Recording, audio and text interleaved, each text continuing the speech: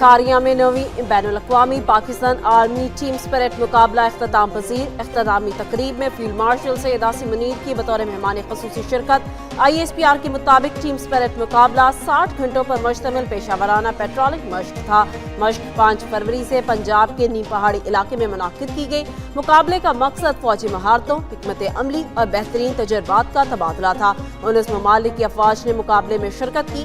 3 ممالک نے مبصر کے طور پر حصہ لیا۔ پاکستان آرمی اور پاک بحریہ کی 16 مقامی ٹیموں نے بھی مقابلے میں شرکت کی۔ پاک فضائیہ کے مبصرین بھی ایونٹ میں موجود رہے۔ فیلڈ مارشل سید عاصم منیر نے اختتام پر نمایاں کارکردگی دکھانے والے شرکاء میں انعامات تقسیم کیے۔ آرمی چیف نے نیشنل کاؤنٹر ٹیررزم سینٹر پہ بھی کا دورہ کر کے ٹیکٹیکل سٹیمولیٹر کا معائنہ بھی کیا۔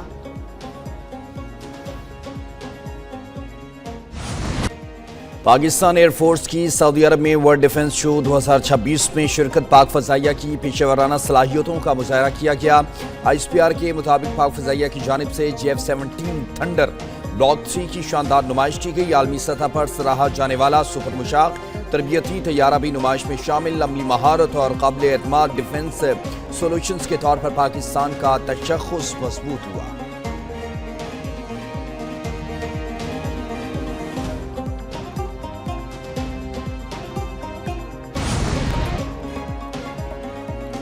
سیاسی تعلقات کو معاشی تعاون میں تبدیل کرنا اہمیت کا حامل ہے۔ ترقی اور خوشحالی کے مشترکہ اہداف کو عملی شکل دینے کے لیے پرعزم ہے۔ وزیر اعظم شہباز شریف کا رقمی اسلامک بینک کو ڈیجیٹل لائسنس دینے کی تقریب سے خطاب بولے۔ دونوں ملکوں کے تعلقات کو سرمایہ کاری، تجارت اور معاشی تعاون میں تبدیل کرنا ہے۔ اقتصادی شراکت داری کے لیے کویتی قیادت کے ساتھ مل کر آگے بڑھنے کے لیے پرعزم ہیں۔ وزیر اعظم کی لائسنس کے اجرا پر رقمی بورڈ کے چیئرمین اور متعلقہ حکام کو مبارکباد۔ ٹرانسپیرنسی انٹرنیشنل نے کرپشن پرسیپشن انڈیکس CPI 2025 جاری کر دیا۔ 2024 کے مقابلے میں پاکستان کا مجموعی سکور 1 درجہ بہتری کے ساتھ 28 تک پہنچ گیا۔ پاکستان نے 1 درجہ بہتری کے ساتھ 136ویں پوزیشن حاصل کی۔ 2025 میں بھی گزشتہ 4 سالوں کی گڈ گورننس اور مسلسل ادارہ جاتی اصلاحات کی وجہ سے پاکستان کے مجموعی سکور میں اضافے کا رجحان برقرار رہا۔ بدعنوانی اور عدالتی کرپشن سمیت اہم اشاریوں میں 5 پوائنٹس تک کی بہتری آئی۔ 2021 سے 2025 تک پاکستان میں بدعنوانی کے تاثر میں نمایاں کمی نوٹ کی گئی۔ پاکستان نے گزشتہ 4 سالوں میں بدعنوانی کے خاتمے کے لیے ٹھوس اور مربوط اقدامات کیے۔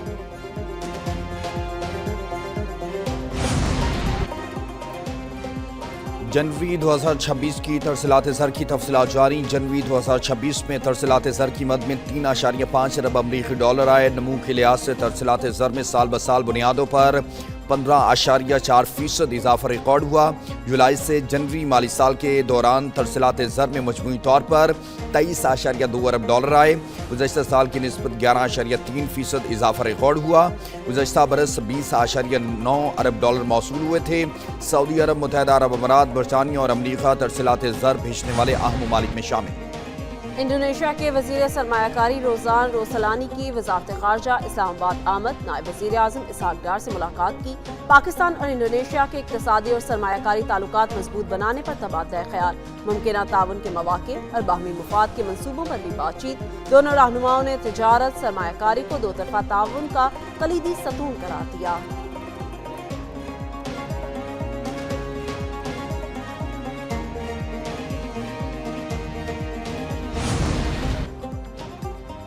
وزیر مملکت داخلہ طلال چودھری کا سعودی عرب کا اہم دورہ۔ سعودی نائب وزیر داخلہ شہزادہ ڈاکٹر عبدالعزیز بن محمد بن نایاف سے اہم ملاقات ہوئی۔ پاکستان اور سعودی عرب کے درمیان سیکیورٹی اور انسداد دہشت گردی تعاون بڑھانے پر بات چیت۔ طلال چودھری نے کہا کہ دونوں ممالک کے درمیان مسلسل رابطہ خطے کے امن و استحکام کے لیے ناگزیر ہے۔ وزیر مملکت طلال چودھری نے ریاض میں ہونے والے ورلڈ ڈیفنس شو 2026 میں پاکستان کی نمائندگی کی۔ وزیر اعلیٰ پنجاب مریم نواز ایک روزہ دورے پر کوئٹہ پہنچ گئی۔ گورنر بلوچستان جعفر مندوخیل نے صوبائی وزراء کے ہمراہ کوئٹہ ایئرپورٹ پر استقبال کیا۔ وزیر اعلیٰ پنجاب دورے کے دوران گورنر بلوچستان جعفر خان مندوخیل سے ملاقات کریں گی۔ حالیہ دہشت گردی کے واقعات سے متاثرہ خاندانوں سے اظہار یکجہتی کریں گی۔ مریم نواز شریف کی وزیر اعلیٰ بلوچستان سرفراز بھٹی اور صوبائی کابینہ کے اراکین سے بھی ملاقات، جس میں موجودہ سیاسی صورتحال پر تبادلہ خیال کیا جائے گا۔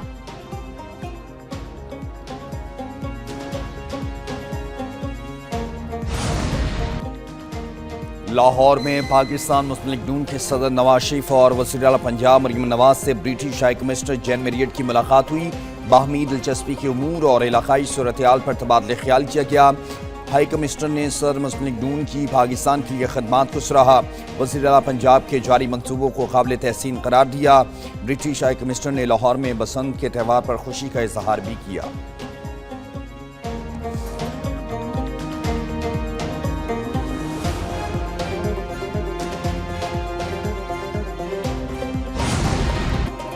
وزیر اعلیٰ سندھ مراد علی شاہ کی زیر صدارت کابینہ اجلاس۔ انڈس ڈیلٹا کے مزید 4 لاکھ ایکڑ سے زائد رقبے کو محفوظ جنگلات قرار دینے کی منظوری۔ ماحولیاتی تحفظ اور سمندری جنگلات میں اضافے کے حوالے سے بریفنگ دی گئی۔ کابینہ نے صوبے بھر کی کنزیومر کورٹس کو ٹریفک کورٹس قرار دینے کی بھی منظوری دی۔ جرائم پر قابو پانے کے لیے نئے تھانے اور پولیس پوسٹ کے قیام کی بھی منظوری۔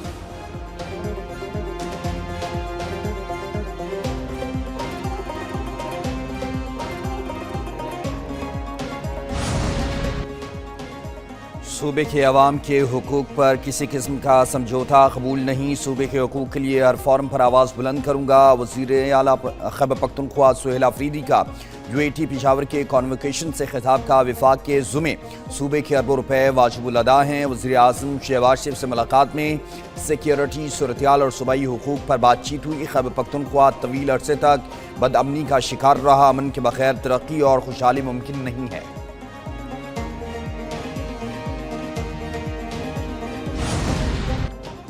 سینئر وزیر سندھ شرجیل انعام میمن کی زیر صدارت محکمہ اطلاعات سندھ کا اہم اجلاس۔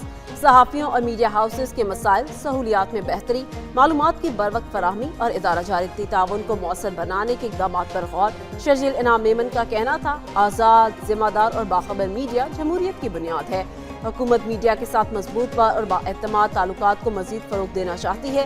اجلاس میں ڈیجیٹل میڈیا، سرکاری معلومات کی جدید ترسیل، فلم و دستاویزی منصوبوں کی سرپرستی اور صحافیوں کی فلاح و بہبود کے جاری منصوبوں کو حتمی شکل دینے کی ہدایات بھی دی گئی۔